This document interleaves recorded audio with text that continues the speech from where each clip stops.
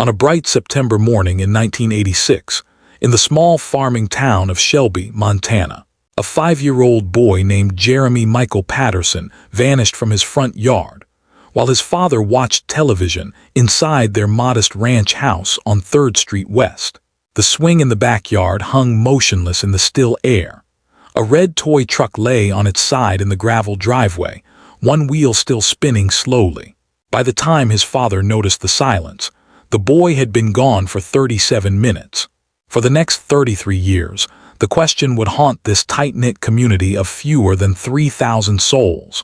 Where was Jeremy Patterson? And what really happened on that September day when the wheat fields stretched golden under an endless sky, and a little boy simply disappeared? The town of Shelby sits in the northern plains of Montana, just 30 miles south of the Canadian border, where the wind comes hard across flat expanses of farmland, and the horizon seems to go on forever.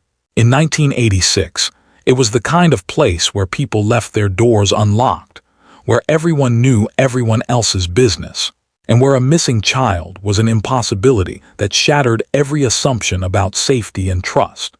The Patterson family lived on the western edge of town, in a neighborhood of small ranch homes built in the 1960s, where chain-link fences separated yards and children's bicycles lay scattered on brown lawns. The streets were quiet except for the occasional rumble of a grain truck heading to the elevator, or the distant whistle of the Burlington Northern train passing through twice daily.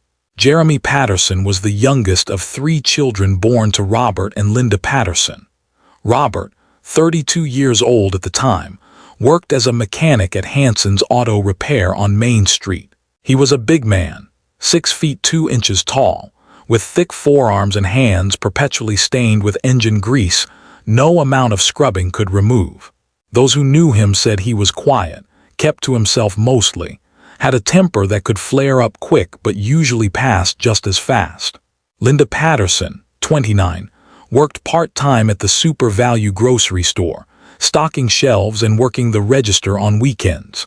She had grown up in Shelby, graduated from high school there in 1975, and married Robert 2 years later when she discovered she was pregnant with their first child, a daughter named Amanda. After Amanda came a son, Tyler, and then Jeremy, born in March of 1981 with a shock of blonde hair and blue eyes that seemed too big for his small face.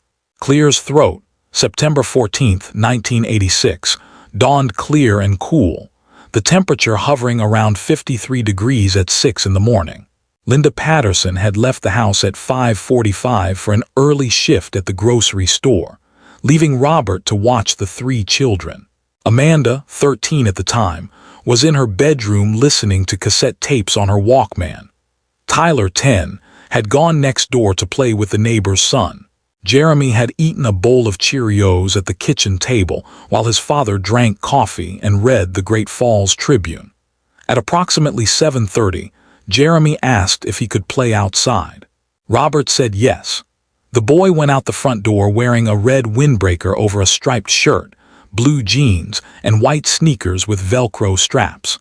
He carried the red toy truck, his favorite, a die-cast model of a Ford pickup that he pushed through imaginary roads in the dirt. The front yard of the Patterson home was small, maybe 30 feet from the porch to the sidewalk, bordered by a low wooden fence that needed painting. A large cottonwood tree stood near the street, its leaves just beginning to turn yellow. The morning was still, the kind of stillness that comes before the wind picks up later in the day. Robert Patterson later told investigators he had turned on the television to watch a rerun of an old Western. He said he checked on Jeremy through the front window approximately 10 minutes after the boy went outside. He said Jeremy was playing in the dirt near the fence, making engine noises the way children do.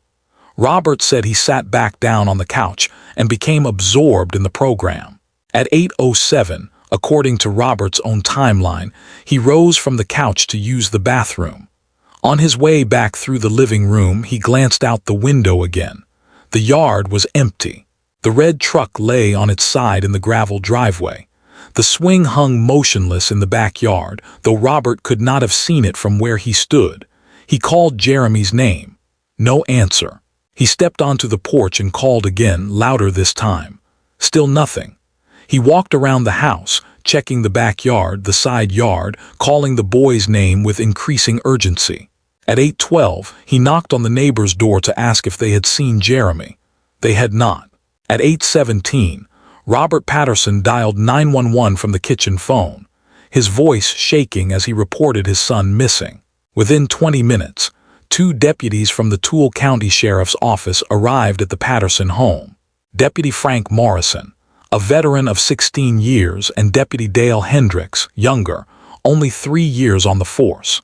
They began by questioning Robert Patterson in the living room, while other officers searched the immediate area. Robert told them the same story he would tell many times over the coming weeks.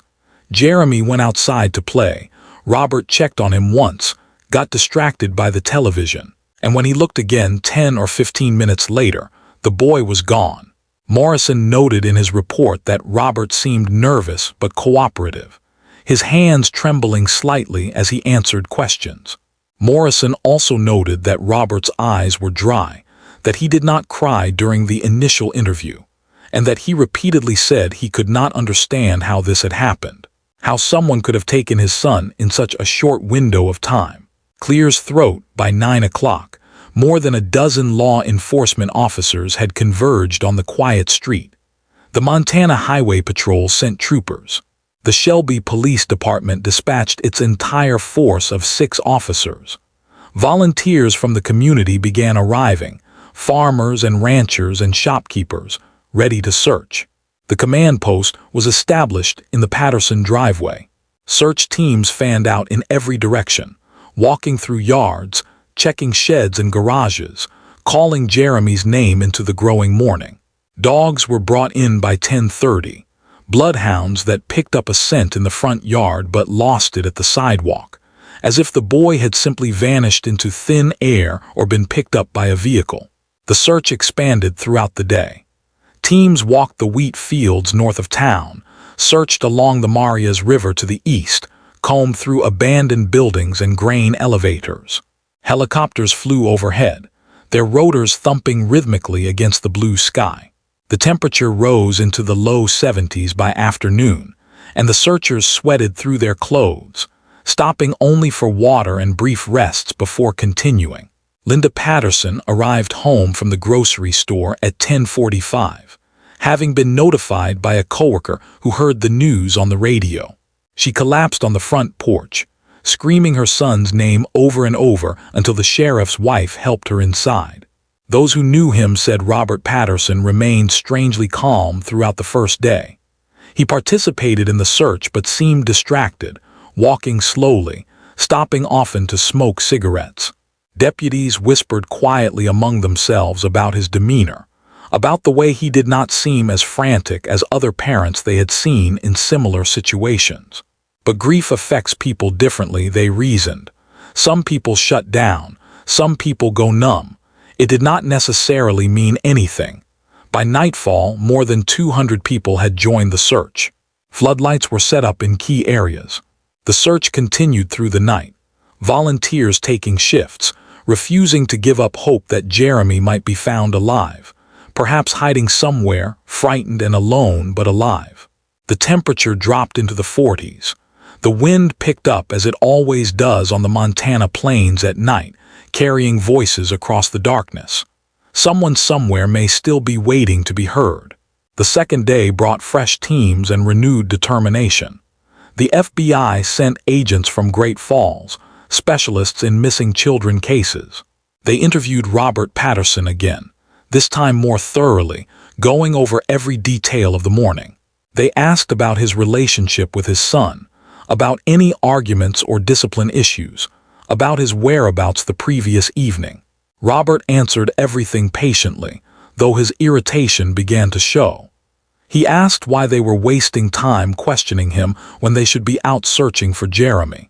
The agents explained this was standard procedure, that they had to eliminate family members as potential suspects before focusing elsewhere. Robert said he understood but wanted them to work faster. The FBI agents also interviewed Linda Patterson separately. She told them Robert had been a good father, that he sometimes drank too much beer on weekends but never hurt the children, that he worked hard and provided for the family. She described the morning Jeremy disappeared, how she had kissed her son goodbye before leaving for work, how he had smiled at her with milk on his upper lip. She said Robert had seemed fine that morning, no different than usual, maybe a little tired but nothing unusual. The agents noted that Linda seemed genuinely distraught, her eyes red from crying, her hands shaking as she twisted a tissue between her fingers. Investigators began examining the timeline more carefully. Robert said he checked on Jeremy through the window at approximately 7:40. He said he then watched television for 10 to 15 minutes before checking again and finding the yard empty. But the television program he claimed to be watching ended at 7:55.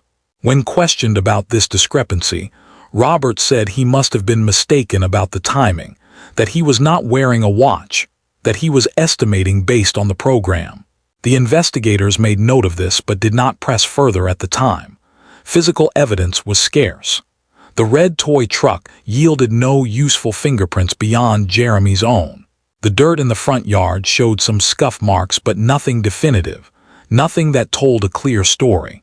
No witnesses came forward to report seeing a suspicious vehicle or stranger in the neighborhood that morning. The bloodhounds had tracked Jeremy's scent to the sidewalk and then lost it, suggesting he had been placed in a vehicle, but whose vehicle and heading which direction remained unknown. Roadblocks had been set up within an hour of the initial report, but by then a vehicle could have traveled 60 miles in any direction, crossing into Canada or disappearing into the vast emptiness of the northern plains. On the third day, divers searched a stock pond 2 miles west of town. They found nothing. Cadaver dogs were brought in to search the area around the Patterson home more thoroughly. They alerted on a spot in the backyard near the tool shed, but excavation revealed only the bones of a cat buried there years before.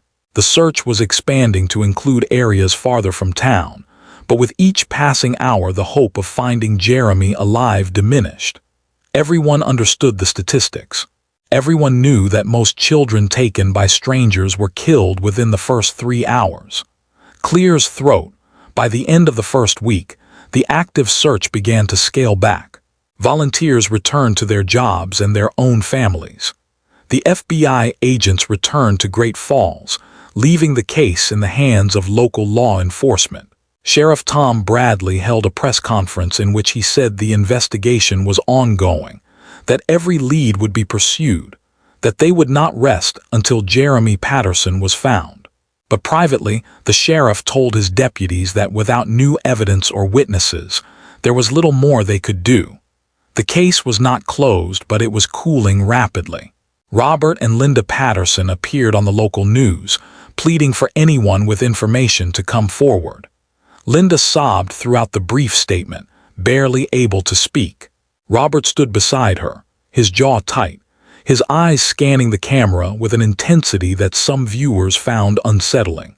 He said whoever had taken his son should bring him back, that no questions would be asked, that they just wanted Jeremy home safe. The broadcast aired on the Billings and Great Falls stations, but no new tips came in. As September turned to October and the leaves fell from the cottonwood tree in the Patterson front yard, the community slowly returned to normal. People still talked about Jeremy, still wondered what had happened, but the daily rhythms of life reasserted themselves. The harvest demanded attention. Winter preparation could not be postponed. The Patterson home remained under a shadow, the front yard empty now, the red toy truck placed on a shelf in Jeremy's bedroom where it gathered dust. Those who knew the family said the marriage began to show cracks almost immediately. Linda blamed herself for going to work that morning, for leaving Jeremy in Robert's care. Robert grew defensive, then angry, accusing Linda of suggesting he was somehow responsible. Arguments echoed through the thin walls of the ranch house. Amanda, the teenage daughter, spent more time at friends' houses. Tyler, the middle child, grew quiet and withdrawn, his grades dropping at school. The family was fracturing under the weight of unanswered questions, and unspoken suspicions. For those who have ever doubted someone you love, who have felt the terrible creeping sensation that the person beside you might not be who you thought they were. The Patterson family's dissolution was both tragic and inevitable. Linda began noticing things she had overlooked before or chosen to ignore. The way Robert would not meet her eyes when they talked about Jeremy. The way he changed the subject whenever she suggested theories about what might have happened. The way he seemed relieved when the active search ended, when the investigators stopped coming around as frequently. She told herself she was being paranoid, that grief was making her irrational, but the doubts grew like weeds in untended soil. Winter came hard to Shelby that year. By November, snow covered the ground and temperatures dropped below zero for days at a time. The investigation had gone completely cold. No new leads, no new witnesses. Jeremy Patterson had simply vanished, and the case joined the unfortunate ranks of unsolved disappearances that haunt small towns across America. The local newspaper ran a feature story on the 6-month anniversary of Jeremy's disappearance, but by then most people had stopped talking about it. The pain was too raw, the mystery too disturbing. It was easier to forget, to move on, to pretend it had never happened. In March of 1987, on what would have been Jeremy's 6th birthday, Linda Patterson took Amanda and Tyler and moved into an apartment above the hardware store on Main Street. She told friends she needed space, needed time to think, needed to be away from the house where she had last seen her youngest son alive. She did not file for separation or initiation proceedings to end the marriage, but everyone understood the marriage was over in all but name. Robert remained in the house on 3rd Street West, drinking more heavily, missing work, letting the yard grow wild. Those who saw him said he looked haunted, aged a decade and 6 months, his eyes hollow and distant. The years passed with agonizing slowness for those who remembered. Amanda graduated high school in 1991 and left Montana for college in Washington State, eager to escape the town where everyone knew her as the sister of the missing boy. Tyler graduated in 1994 and enlisted in the Army, perhaps seeking distance from memories he could not process. Linda continued working at the grocery store, a quiet woman now, her smile gone, moving through life as if underwater. She dated briefly in the early 90s, but could never commit to anything serious. How could she move forward when part of her remained frozen in September of 1986, waiting for a phone call that never came? Robert Patterson became a ghost in his own town. He lost his job at the auto repair shop in 1989 after showing up intoxicated once too often. He picked up occasional work, odd jobs that paid cash, but mostly he stayed in the house on 3rd Street West, the curtains drawn, the yard overgrown. Neighbors reported seeing him at strange hours, sitting on the front porch in the darkness, smoking cigarettes and staring at the spot where his son had last been seen. Some felt sympathy, others felt suspicion. Deputies whispered quietly that they still considered Robert a person of interest, that they had never fully believed his story about the morning Jeremy disappeared. But without evidence, they could do nothing.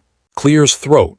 In June of 1995, nearly 9 years after Jeremy's disappearance, Linda Patterson received a phone call from her daughter Amanda. The conversation lasted 17 minutes.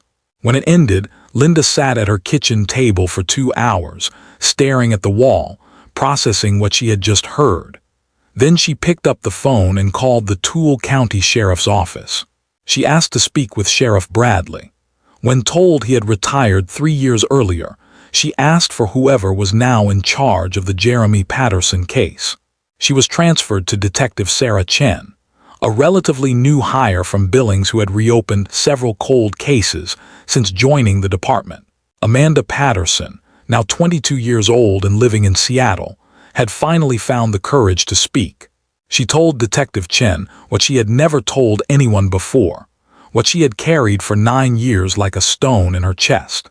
On the morning of September 14, 1986, Amanda had been in her bedroom with the door closed, listening to music on her Walkman.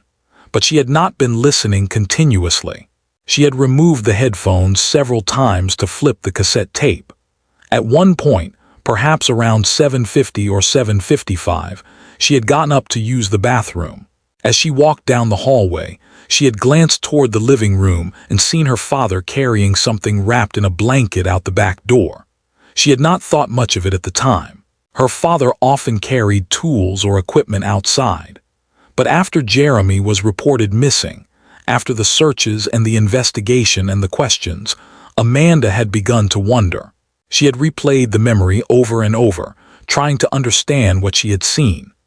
The bundle in the blanket had been approximately the size of a small child. Amanda said she had been too frightened to speak at the time. She was 13 years old. Her father had always had a temper. She told herself she must have been mistaken, that she could not have seen what she thought she saw, that her father would never hurt Jeremy. But as the years passed and the family fell apart, and her mother moved out, and her father descended into drinking and isolation, Amanda began to believe what she had witnessed was exactly what it appeared to be. She said she had wanted to tell someone for years, but feared no one would believe her, that too much time had passed, that her father would deny everything, and she would be left looking like a liar or worse. Detective Chen listened to Amanda's statement and recorded every word.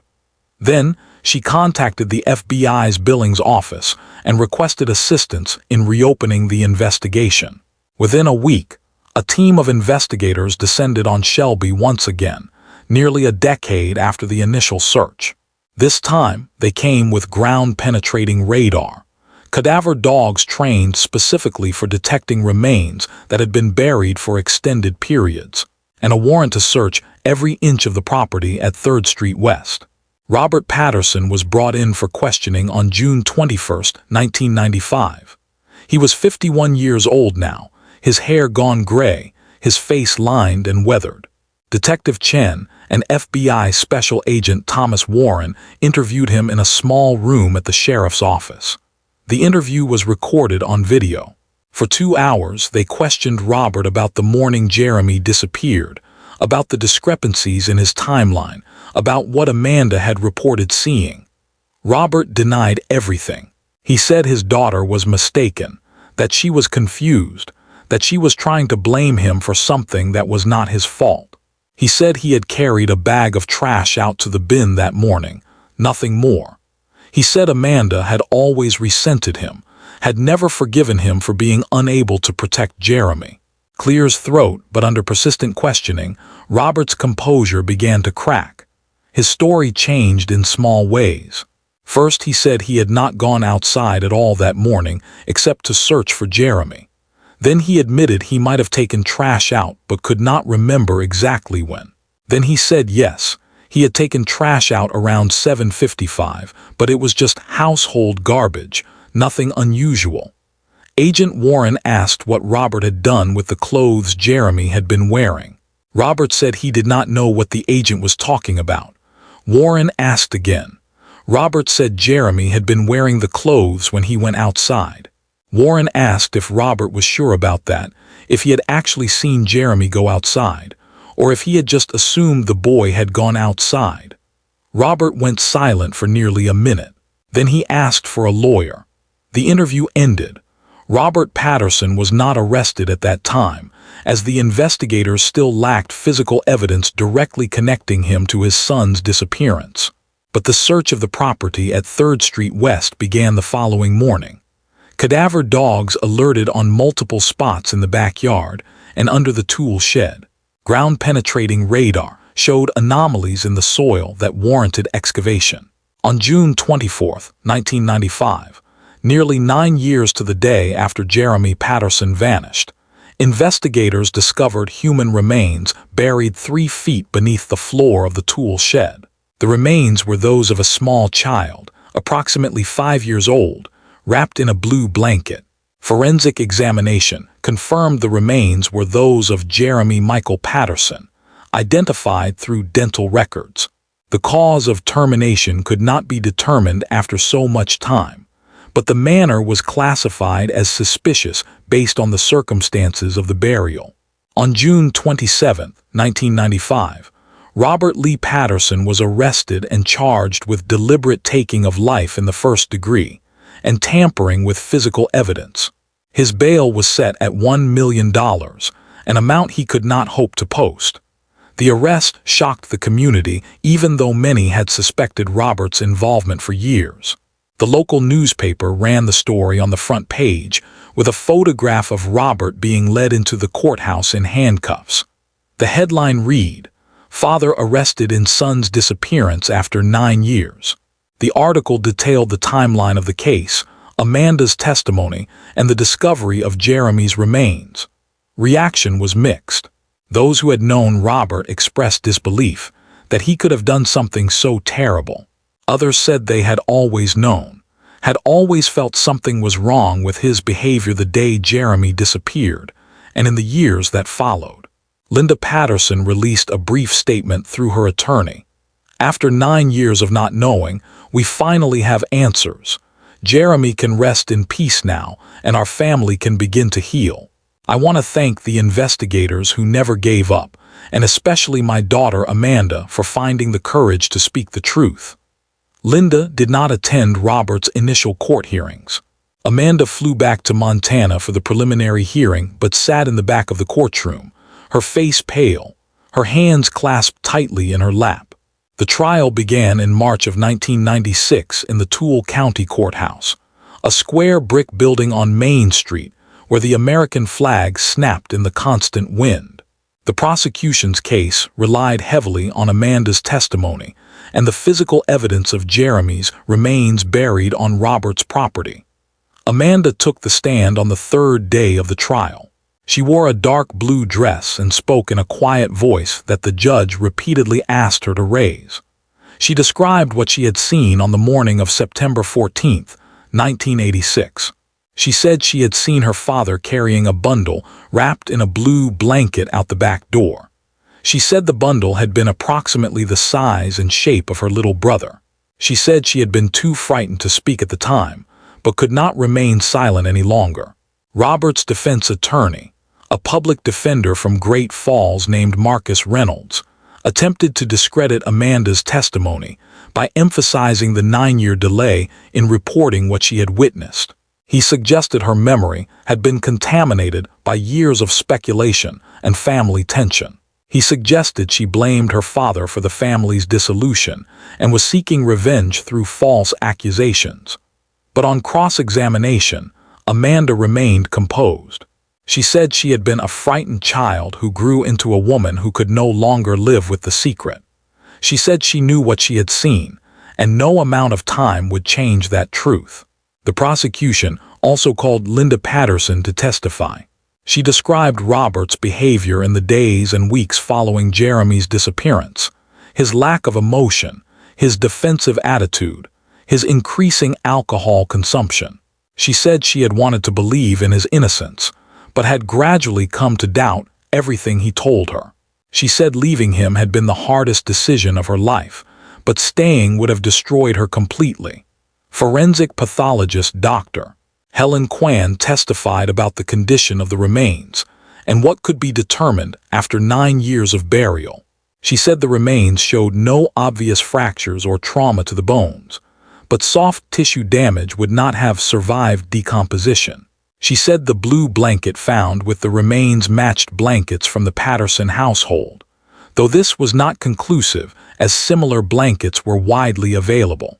She said the placement of the remains 3 feet beneath a concrete floor suggested intentional concealment, inconsistent with an accidental passing or natural event.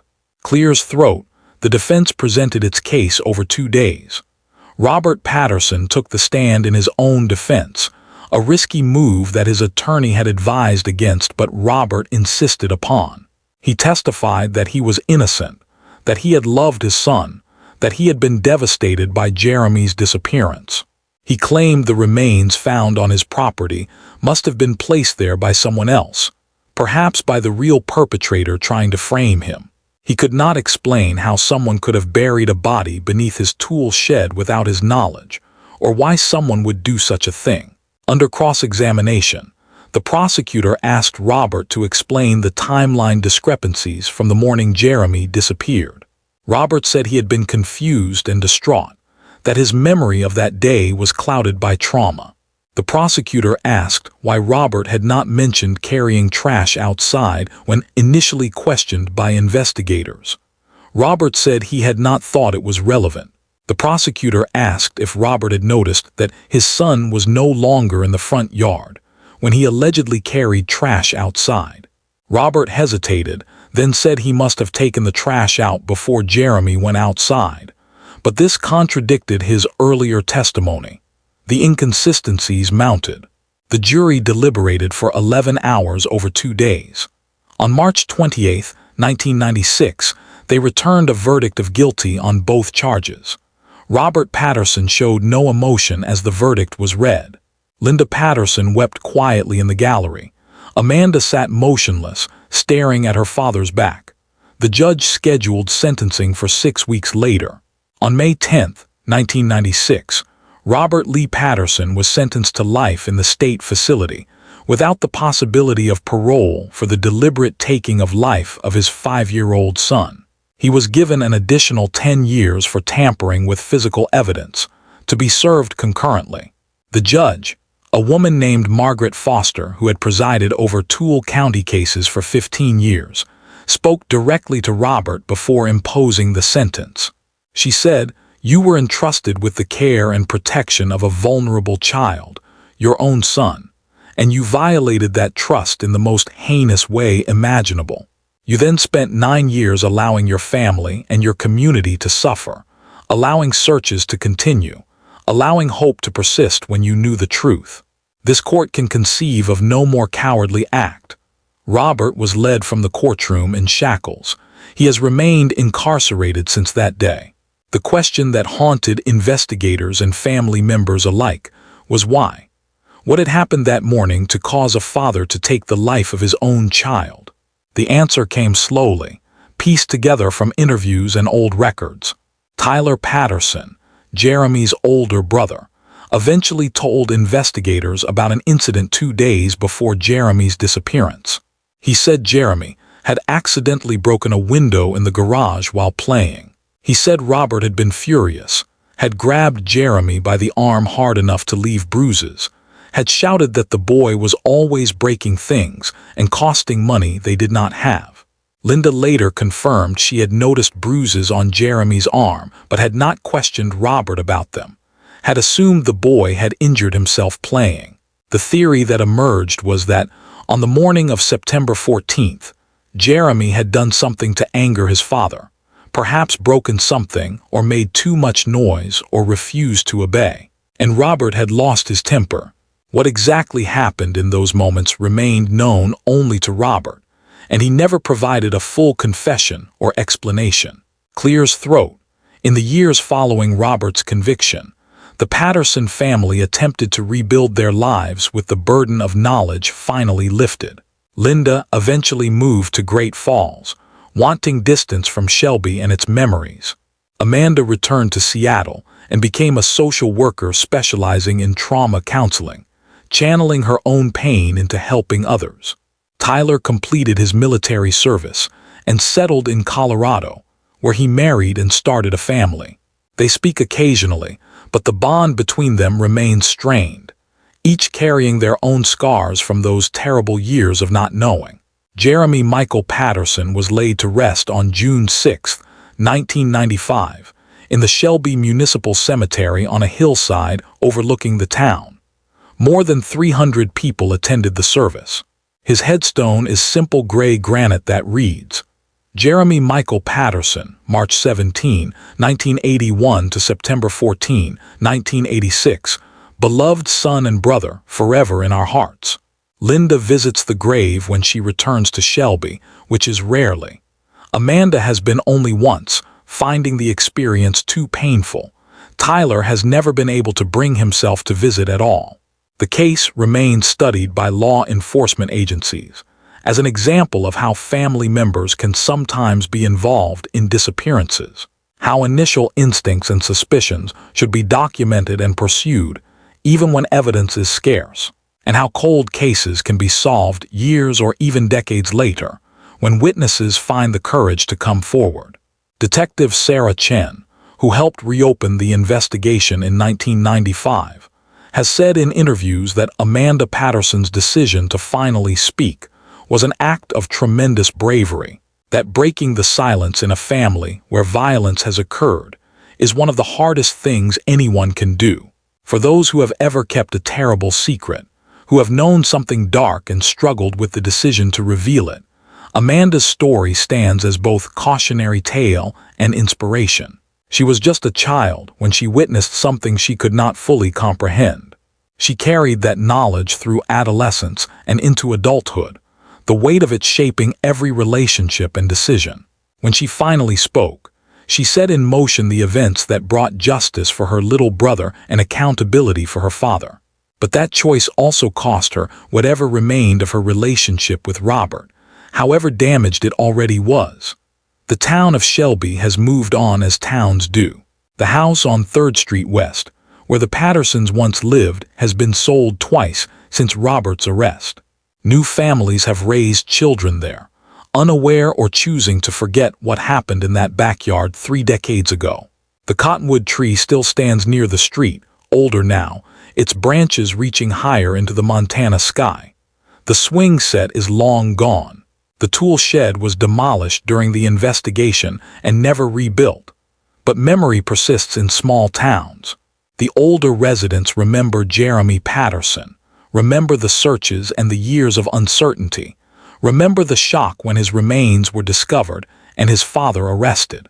They remember Linda's grief and Amanda's courage and Tyler's silence. They remember because forgetting would mean Jeremy disappeared twice, once from the physical world and once from memory, and that would be the final injustice. The case of Jeremy Michael Patterson stands as a reminder that evil can exist in the most ordinary places, that the people we trust most can sometimes be the ones who harm us, and that the truth, no matter how painful or how long it takes to emerge, must be spoken. For 9 years, a family lived in agonizing uncertainty while the person responsible sat among them. For 9 years, a secret festered, and a child's remains lay hidden beneath concrete while searches continued in distant fields. The resolution brought no joy, only the cold comfort of knowing, the bitter satisfaction of accountability. Justice arrived late for Jeremy Patterson, but it arrived. His short life mattered. His death was not forgotten. The people who loved him fought through their own pain and doubt to ensure he was found, and that the person responsible faced consequences. That fight, that refusal to give up or move on without answers, honors Jeremy's memory more than any monument or memorial service ever could. If this story mattered to you, subscribe and hit the bell. Share the episode. Someone somewhere may still be waiting to be heard. Someone somewhere carries a secret that weighs on them every day. Someone somewhere knows what happened to a missing child or a vanished loved one, and fears speaking the truth. Amanda Patterson's courage reminds us that it is never too late to do the right thing, that justice delayed is not justice denied, and that those who have been silenced deserve to have their stories told. Jeremy Patterson was 5 years old when his life ended on a September morning in Montana. He should have grown up to play Little League and graduate high school and live a full life. Instead, he became a statistic, a cold case file, a name on a headstone. But he was also a real child who loved toy trucks and Cheerios and playing in the dirt. He deserves to be remembered not just as a victim, but as a person. A little boy with blue eyes and blonde hair who smiled at his mother before she left for work on what would be his last morning alive. The swing hung still. The toy truck lay on its side. And somewhere in the vast Montana sky, we trust that Jeremy Michael Patterson finally found the peace that eluded him in his brief time on Earth.